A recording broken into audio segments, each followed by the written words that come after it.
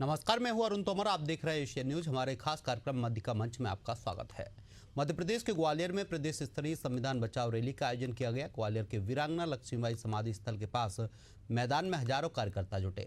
कार्यक्रम को राधोगढ़ से विधायक जयवर्धन सिंह ने संबोधित किया।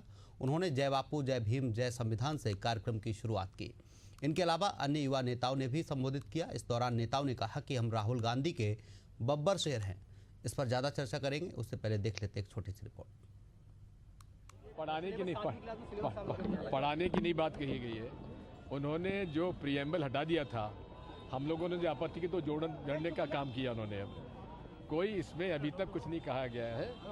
बात यह है कि अनुसूचित जाति जनजाति न्याय किस प्रकार से मिलना चाहिए और क्या दायित्व है गरीब का, आर्थिक, सामाजिक, और किस प्रकार से इन वर्गों को हर नागरिक का जो सम्मान है उस नागरिक का सम्मान कायम रखने के लिए ये बुनियादी तौर पर इन सब बातों को ध्यान रखने की आवश्यकता है। कांग्रेस पार्टी ने जिस तरह से बाबा साहब का अपमान किया, उनकी राजनीतिक हत्या करने की कोशिश करी, दो चुनाव हरवाए, कांग्रेस पार्टी को तो माफी यात्रा निकालना चाहिए। साथ ही देश में 100 से ज्यादा चुनी हुई सरकारों को भंग करने वाली कांग्रेस पार्टी, 100 से ज्यादा संविधान संशोधन करने वाली कांग्रेस पार्टी आज संविधान की बात कर रही है। ये केवल और केवल संविधान के नाम पर राजनीति कर रहे हैं। देश में 50 सालों तक अनुसूचित जाति, जनजाति और पिछड़े वर्गों को धोखा देने वाली कांग्रेस पार्टी,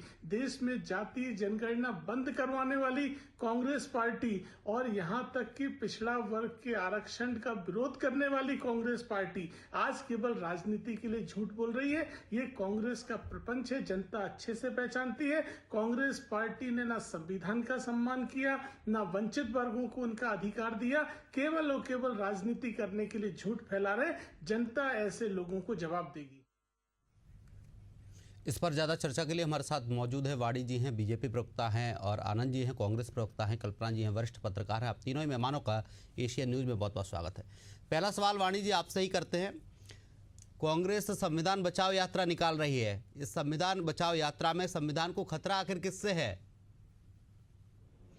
सबसे पहले तो आपके न्यूज चैनल के दर्शकों को नमस्कार करती हूँ और वरिष्ठ पत्रकार कल्पना जी, आनंद जी, अरुण जी, आपको सबको प्रणाम करती हूँ।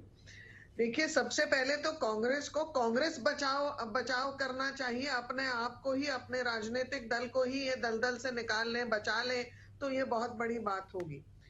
संविधान हमारे लिए एक राष्ट्रीय ग्रंथ है और संविधान का संरक्षण करना, संविधान के अधीन चलना, संविधान को सम्मानता देना और सम्मान के साथ उसके अधीन काम करना, ये हमारा सर्वोच्च प्राथमिक हमारा एक ध्येय है।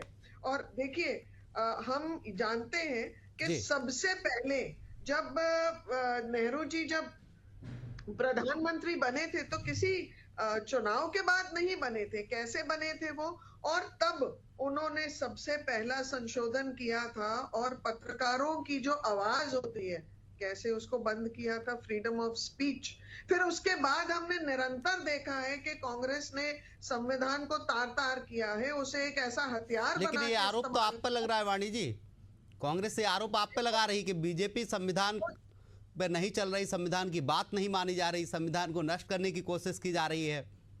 अगर संविधान को नष्ट कर रहे हैं हम, तो 370 हमने हटाया है। ट्रिपल तलाक जैसा एक मुद्दा जो कि हमारी बहनों को उनका अधिकार नहीं मिल रहा था, उस पे हमने संशोधन करके किया है। हमने कभी भी निजी स्वार्थ के लिए नहीं किया है, राष्ट्र हित में काम किया है और तब वो संशोधन हुए। कांग्रेस ने अपने परिवार के लिए, अपने खुद की राजनीतिक रोटियां सेकने के लिए किया है। मैं वही बोलती जा रही थी जब आपने मुझे टोका है अरुण जी। अरुण जी, ये मुझे बताइए कि कांग्रेस के संवैधानिक जो कार्य थे, जो संवैधानिक अधिकार थे लोगों के, तो जामिया इस्लामिया जो मिलिया यूनिवर्सिटी अलीगढ़ जो मुस्लिम यूनिवर्सिटी है, वहां पर इन्होंने क्यों नहीं हिंदुओं को अधिकार दिए? क्यों नहीं इन्होंने 370 के ऊपर काम किया? क्यों 88 बार 356 का प्रयोग करते हुए इन्होंने चलती चलाती सरकार जिनको जनता ने चुना था, क्यों गिराया? खुद की राजनीतिक महत्वाकांक्षा के लिए। और आज जब राहुल गांधी खुले मंच पर बात करते हैं, एक लाल किताब होती है हाथ में, उसके पन्ने कोरे होते हैं। क्या राहुल गांधी ने कभी ये बताया है कि उन्होंने कभी पढ़ा है, कभी अध्ययन किया है हमारे ग्रंथ का? संविधान का जो ओरिजिनल प्रिंट था उसका और जो कांग्रेस पार्टी ने जो उपयोग किया था, जो संसद में रखा था, उसमें भी अंतर है। आज कांग्रेस पार्टी अपने विचारों से इतनी मुझे लगता है इतने दुर्भाग्य स्थिति में आ गई है कि सरहद पार के जो वहां जर्नलिस्ट हैं वो ये कहते हैं कि हम भारत को नुकसान पहुंचाने में सक्षम है क्योंकि वहां हमें गांधी है और ममता बनर्जी है और फलां है और ये है। तो आप सोचिए कि इनके राजनीतिक विकल्प कितने खतरनाक हैं, इनके मंसूबे कितने झूठ और फरेब बिल्कुल से। बिल्कुल वाणी जी, कांग्रेस प्रवक्ता आनंद जैन हमारे साथ हैं, उनसे चर्चा कर लेते हैं। आनंद जी, आप कह रहे हैं कि हम संविधान बचाओ यात्रा निकाल रहे हैं, जनता के बीच में जाएंगे, बीजेपी सरकार की नाकामियां बताएंगे, बेरोजगारी भ्रष्टाचार को बताएंगे, लेकिन कहीं ना कहीं बीजेपी कह रही कि संविधान नहीं, पहले आप कांग्रेस बचाओ यात्रा निकालिए। संविधान में जो संशोधन हुए थे आपकी सरकार के समय हुए थे, जो सरकार थी उस वक्त उनको गिराने का काम भी आपकी सरकारों ने किया था उस वक्त। संशोधन करना और संविधान बदलना जी या नष्ट करना, ये दोनों अलग अलग चीजें हैं। भारतीय जनता पार्टी ने लोकसभा चुनाव में खुलेआम इनके नेताओं ने मंच से ये कहा है कि हम पूरा संविधान बदल देंगे। तो ये अधिकार इनको वो भी किसने दिया? संशोधन ही करना चाह रहे हैं, पहले आपने किया, अब उनकी बारी, अब वो कर रहे हैं। कहाँ संशोधन किया? उन्होंने अपनी मर्जी का काम किया है। परिवार की किसी मैं अभी व्यक्ति बताऊं विशेष की जिद पे नहीं वाणी किया जी, है। मेरी वाणी बात जी सुन सुनिए।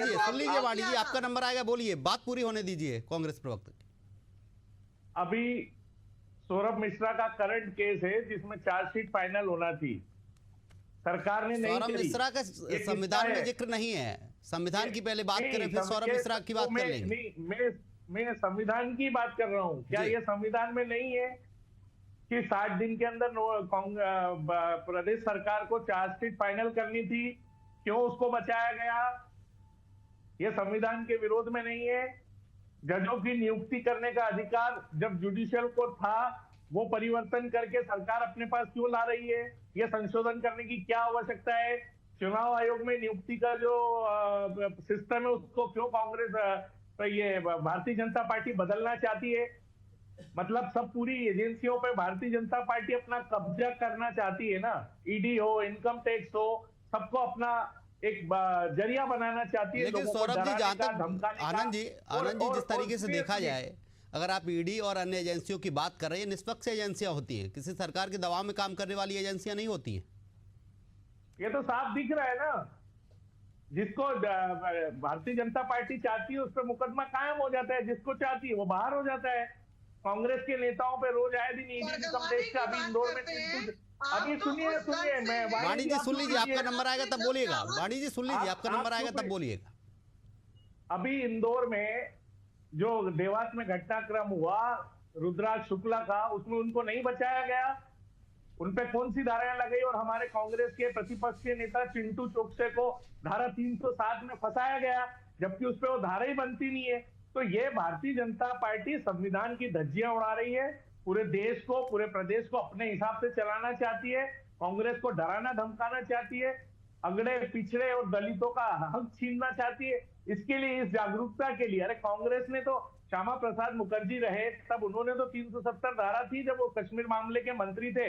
तो ये जनक कौन रहा है इसका? श्यामा प्रसाद मुखर्जी रहे। इतने साल से भारतीय जनता पार्टी क्या कर रही थी? ये 370 धारा की बात करते हैं हमेशा, 370 तो इतने साल कहाँ थे? आपको 10 साल हो गए, 10 साल में आपने आखिरी में जाके उसका अमेंडमेंट किया, हटाया नहीं है। वाणी जी, आप पहले करेक्शन कीजिए, उसको हटाया नहीं है। उसमें आपने एक धारा में हटा के उसका अमेंडमेंट किया है। आपको अधिकार नहीं है वो धारा हटाने का, इसलिए आप झूठ मत फैलाइए। आप ओबीसी आरक्षण 27% की जो बात थी, कमलनाथ जी ने बोला था, आपने उसको छुपाया। अभी सुप्रीम कोर्ट ने उस पर ऑर्डर दिया। तो आप बताइए ना, संविधान के विपरीत तो आप चल रहे हैं, कानून की धज्जियां आप उड़ा रहे हैं, अपने हिसाब से कानून को उपयोग कर रहे हैं लोगों को डराने धमकाने में। अगड़े पिछड़े आदिवासियों को जो डरा रहे हैं, धमका रहे हैं, वो किसके आधार पे है? संविधान के आधार पे ही डरा रहे हैं। आपके संविधान में ये हम चेंज करेंगे। अभी वक्फ बोर्ड जो आपने चेंज किया, उसकी क्या आवश्यकता थी?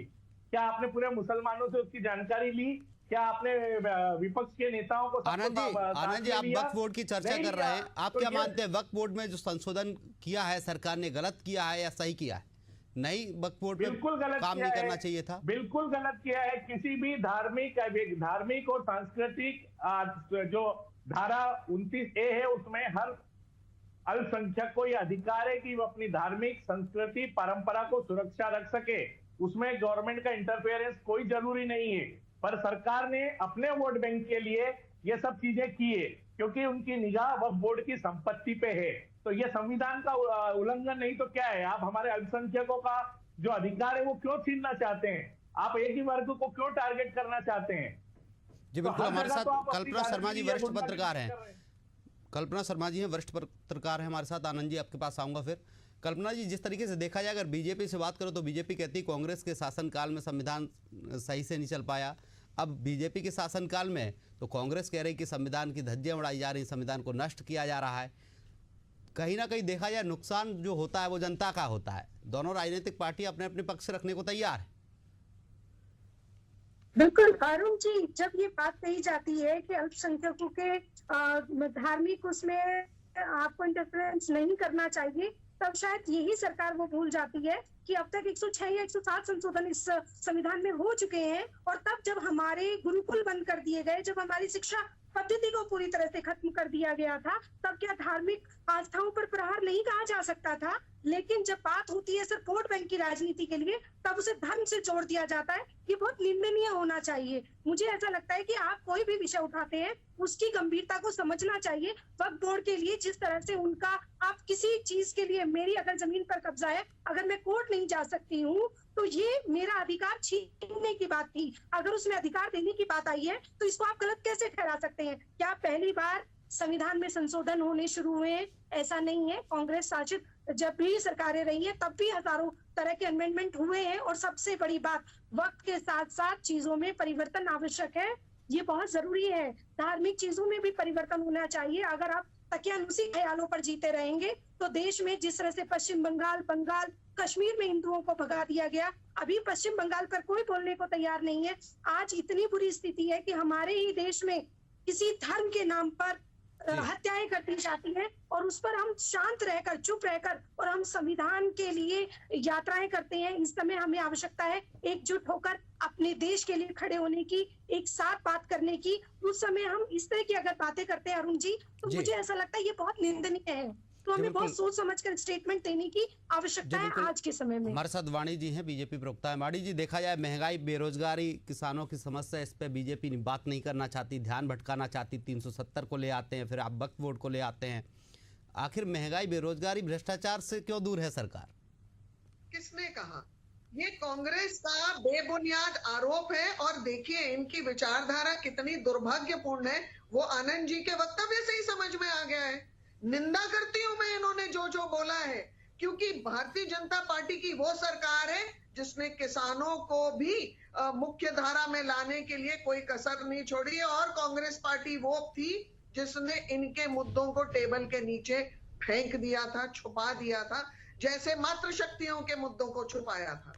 कांग्रेस पार्टी विकास के विरोध, कांग्रेस पार्टी दलित विरोध है, कांग्रेस पार्टी महिला विरोध है। महिलाओं को भी 33% आरक्षण भारतीय जनता पार्टी ने दिया है और ये एक अहम मुद्दा है। और अगर हम बात करें, और आप बहुत स्पष्टता से, मुझे लगता है अगर मैं मुंह पे बोलूं कांग्रेस प्रवक्ता को तो इनको लज्जा आनी चाहिए जब ये ऐसे मुद्दों के ऊपर राजनीतिक रोटियां सेकते हैं। क्योंकि पूरा देश जानता है कि जो परिवर्तन भारतीय जनता पार्टी ने संशोधन के द्वारा किए हैं वो देश हित के लिए है, वो जनता को उनके अधिकार लाने देने के लिए। जो वक्फ संशोधन की आलोचना कर रहे थे आनंद जी, मुझे ये बताइए, बोहरा, पसमिंदा, खानिया, ये समाज को क्यों नहीं उसमें प्रतिनिधि बनाया था? ये क्या हत्याने की साजिश रची थी कांग्रेस पार्टी ने? अगर ऐसे था तो 10 वर्षों में वक्फ का जो लैंड एरिया है, वो जो लैंड पूल है, वो डबल कैसे हो गया? कांग्रेस के प्रवक्ता को अध्ययन करना चाहिए और सत्य बोलना वाणी जी, आप किसानों की बात कर रही थी। वाणी जी, आप किसानों की भी बात कर रही थी। आपकी सरकार थी, कहा गया था कि किसानों की आय दोगुनी कर दी जाएगी, किसानों की सभी समस्या हल कर दी जाएंगी। किसानों की बात है तो किसानों को सरकार सम्मान निधि भी देती है।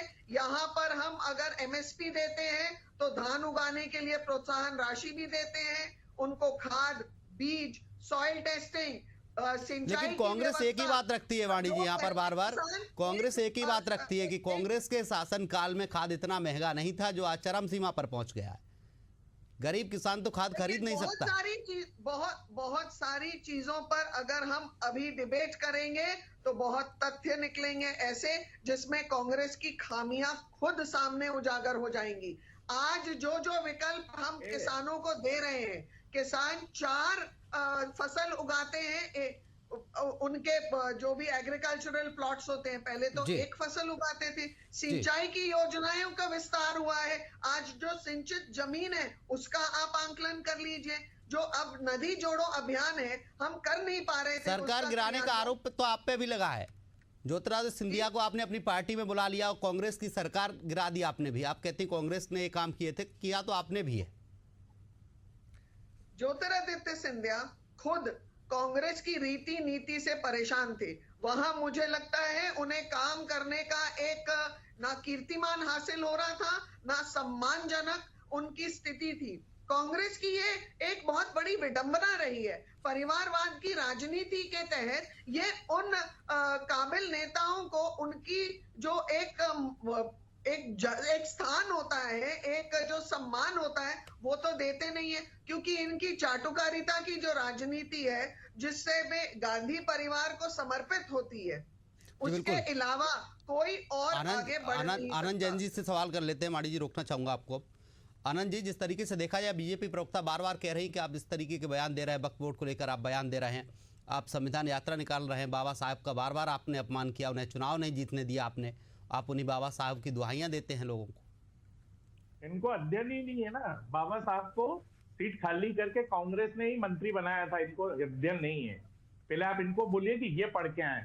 वक्फ बोर्ड में पत्रकार महोदय बोल रही थी कि आपको कोर्ट में जाने का, वाणी जी आप चुप रहिए, आप कोर्ट में जाने का अधिकार नहीं है। ये वक्फ बोर्ड के अंदर जो पैनल है, चैनल के ऊपर आप झूठ परोस रहे हैं। आनंद जी, आप अपनी बात पूरी करिए। वाणी जी, रोकना चाहूंगा आपको अभी। आनंद जी, बात पूरी करिए जी। वक्फ बोर्ड में जो कोर्ट में जाने का डिसीजन है वो ऑलरेडी पहले से था। ये पत्रकार महोदय को बता दूं, ये सिर्फ एक झूठ और नोटंकी कर रहे हैं। इसमें ट्रिब्यूनल में जाने का और आज भी कोर्ट में कई केस पेंडिंग है। दूसरा, लेकिन उसका समर्थन कई मुस्लिम लोगों ने उसका समर्थन किया है। नहीं, कुछ नहीं किया है।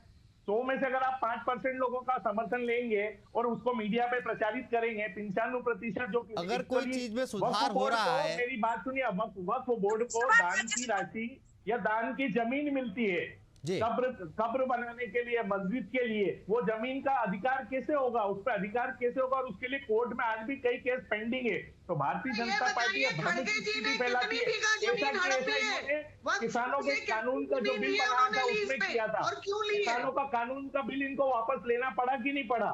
ऐसी की भ्रमित इन्होंने हर जगह किसानों का काला कानून बनाया था, उस पर इनको वापस लेना पड़ा कि नहीं पड़ा?